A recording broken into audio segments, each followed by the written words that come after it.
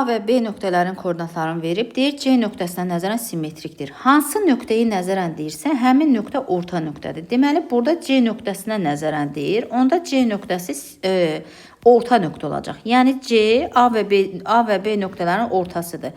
Kənar nöqtəni A və sağ tərəfdəki nöqtəni də B qəbul edək. Orta nöqtənin koordinatlarının tapılması var idi. X bərabərdir x1 üstəgəl x2 bölü 2. Y də bərabərdir y1 plus y2 bölünsün 2. İndi A nöqtəsinin koordinatları verib A minus 4 və 6 verib. C'nin koordinatları mənfi 4 və 2. B'nin koordinatları isə 3 və B üstəgəlinsin 2. İndi kənar nöqtənin x'i. Deməli A minus 4'dür. Yazıram A minus 4 və B nöqtəsinin x'i də 3'dür. Üstəgəl 3 bölünsün 2 orta nöqtənin x'inə, yəni mənfi 4'ə bərabər edirəm. Buradan alınır ki, A minus 1 bərabərdir mənfi 8, A bərabərdir mənfi 7. İndi y-ni tapaq.